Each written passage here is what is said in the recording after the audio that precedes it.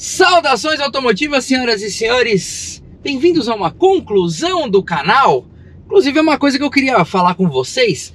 Normalmente os carros 0 km, né, que a gente pega para testar, a gente fica com o carro uma semana, tá? Raramente é menos do que isso e raramente é mais do que isso. E o porquê de uma semana não é pra gente ficar dando de gostosão passeando com o carro, não, é para que realmente a gente viva as situações do cotidiano para falar para vocês o que a gente achou do carro. E esse é um caso bastante curioso, porque nós gravamos o Sentra com alguns dias de uso aqui na cidade. A gente usou ele mais ou menos uns 100 km aqui na cidade, testamos bastante, fizemos o máximo possível de coisas em poucos dias ali, em 4 dias, e no final de semana eu viajei com esse carro, e aqui ó, tá aqui no trip que eu zerei, 675 quilômetros é o quanto eu andei na viagem. A gente andou uns 100 quilômetros aqui, a gente andou quase 800, vamos arredondar, andamos mais de 700 quilômetros com o nosso Centrão aqui. E isso me fez querer gravar esse vlog aqui para vocês e falar um pouco sobre a minha conclusão do carro. Primeira coisa, vamos falar sobre um caso polêmico. Será que você precisa de um SUV, senhoras e senhores? Eu vou ser bem sincero que aqui na buraqueira do dia a dia o Sentra se saiu melhor do que um SUV, na minha opinião, porque ele é mais macio, porque ele é mais confortável do que muitos pneus duros ATR que tem por aí, muitos pneus de perfil baixo em SUVs que tem rodonas muito grandes. Então eu gostei do uso dele da cidade. O ponto negativo de fato é o ângulo de entrada, não o de saída, gozada, ele tem um bom ângulo de saída, mas no ângulo de entrada rolou umas raspadas. E se você ver o Sentra por fora, você vai ver que realmente ele tem um ângulo ali de ataque do carro bastante agressivo.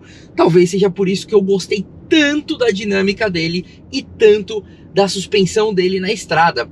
Nós viajamos todo esse período por estradas de velocidade alta, velocidade de 120 km por hora. Às vezes a gente dá aquela passadinha ali para testar o carro, mas andamos ali um pouco acima da média da velocidade, um pouco abaixo da média da velocidade, tá?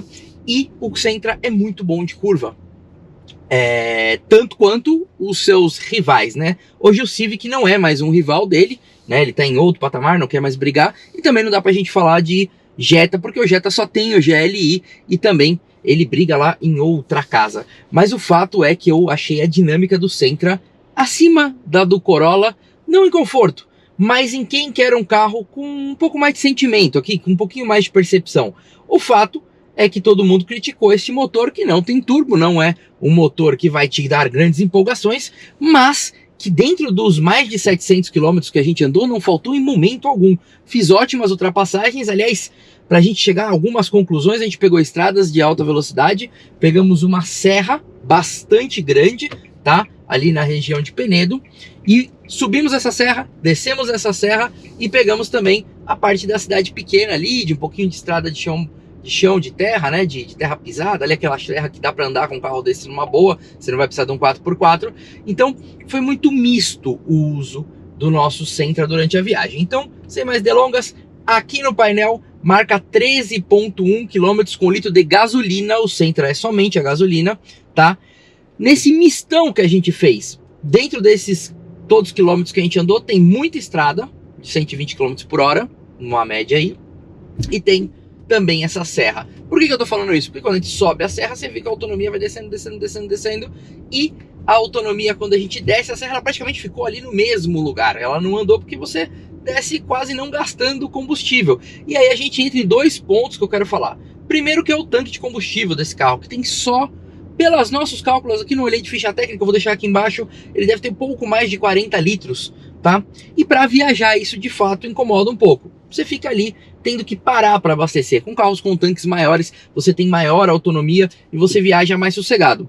Não seria um motivo, um demérito para não comprar esse carro, mas é uma coisa que ao longo da viagem te atrapalha um pouquinho ali parar para abastecer. Mas também não compraria, não deixaria de comprar o carro por conta disso.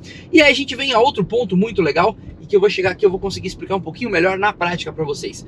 Os pedal shifts desse carro, o modo sequencial, onde o câmbio simula até 8 marchas, é muito bom. Por que eu digo isso? Porque o brasileiro dirige carro automático muito errado. A galera põe no drive, desliga o cérebro e esquece da vida.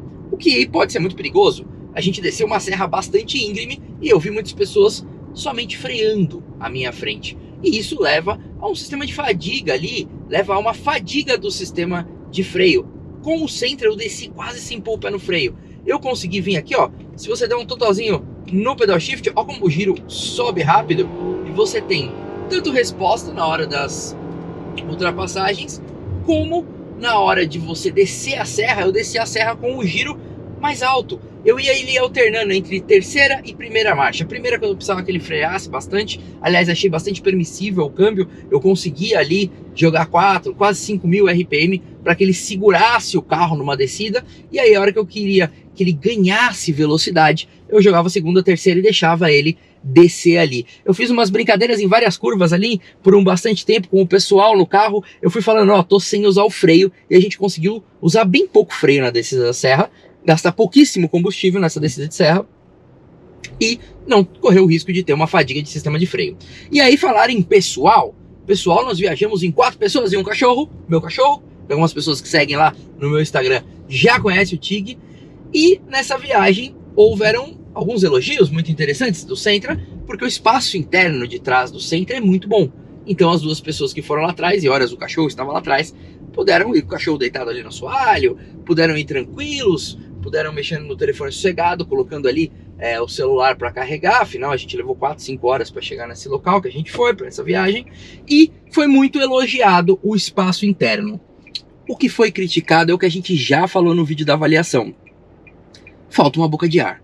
Por muitos momentos, os integrantes de trás do carro, pode parecer uma besteira uma boca de ar traseira, mas numa viagem em 4 pessoas, os integrantes ali de trás reclamaram do calor que estava fazendo ali atrás. O cachorro reclamou do calor que estava fazendo, porque falta uma saída de ar. Essa aqui do meio, melhora alguma coisa? Vai ali para trás? Muito pouco. Precisava realmente de uma saída de ar ali, geladinha, para você ter uma coisa um pouco mais efetiva. O ar-condicionado do Ozone foi muito bom, porque a gente teve ali, não tem briga, os 2 lados escolheram ali a sua temperatura, mas o ar lá de trás, infelizmente, fez falta. Falando em lá atrás, tá aí uma outra coisa que eu gostei bastante de viajar com o Sentra. A parte de porta-malas dele é muito boa. Ele tem um porta-malas bastante satisfatório, que couberam muito bem as malas, e não precisou vir praticamente nada aqui na cabine, a não ser coisas que nós queríamos, como água, alguma coisa ali que a gente queria consumir aqui, queria ter à mão aqui dentro da cabine. Toda a bagagem foi lá atrás, sossegado, e não ficou incomodando aqui, não precisou ninguém com uma mochila no colo. Isso faz muita diferença, porque os SUVs compactos e alguns médios até têm porta-malas menores do que sedãs como esse. E isso me incomoda bastante nesses carros na hora de viajar. E eu, como um apreciador do volante, eu como uma pessoa que gosta de dirigir, gostei muito de viajar com o Sentra. A gente testou um montão de SUV, mas a dinâmica desse carro é muito gostosa na estrada. É muito bom de curva, é muito gostoso, tem um volante bem direitinho aqui. Enfim, foi um carro que, apesar de não ser a proposta dele, ele me trouxe prazer ao volante. Foram quilômetros e quilômetros de viagem que eu fiquei feliz em estar com esse carro, fiquei feliz em curtir ali o Sentra. Eu acho que eu estar com o sedã me desagradou em pouquíssimos momentos. Eu dei uma raladinha ali na entrada do hotel que a gente foi e uma raladinha na frente quando passou em algumas valetas aqui em São Paulo. Mas são pequenos detalhes que, se eu não fosse utilizar o carro na terra, como às vezes eu uso, eu preferiria um sedã do que um SUV. Enfim, sem falar dos pneus, que são mais baratos aqui e são pneus muito bons. Tem ali uma medida muito legal para estabilidade. Enfim, eu já falei, vou reiterar, é um carro muito gostoso de dirigir e com um pouco de personalidade ao volante que eu não encontrei tanto ali no Corolla. Como eu falei, o Corolla tem outros predicados que aqui você não vai encontrar, e aqui você encontra muitos predicados interessantíssimos para quem gosta de carro, que no Corolla talvez você não vai encontrar. Então deixa aí nos comentários qual dos dois você levaria para casa e o que você achou dessa conclusão. Essa aqui não é a avaliação do carro, esqueci de falar isso lá no começo. A avaliação do carro já está no canal e você pode encontrar essa avaliação lá para você conhecer tintim por tintim e o que eu e o Vitônicos achamos desse carro. Eu quis gravar essa conclusão aqui porque realmente foram coisas que me chamaram a atenção e eu acho que é o nosso papel de falar isso para vocês. Afinal, eu tive aqui a minha conclusão final do carro depois de andar mais 700 km com ele e poder trazer aqui para vocês. E no nosso teste lá, acho que faltou algumas percepções que só convivendo com o carro eu consegui tirar. O Central Multimídia também ajuda bastante ali. E eu vou só fazer uma última ressalva antes de acabar. O Android Auto com fio aqui eu gostei porque não esquentou meu celular na viagem, algo que me incomoda quando a gente usa carregadores de indução e o sem fio. Eu tô um pouco repensando aí minha opinião sobre estar com fio ou sem fio nessa ligação, certo? E outra coisa pra gente terminar mesmo agora, o Sentra chama muita atenção por onde passa, principalmente pelo visual externo dele e também pelo interior.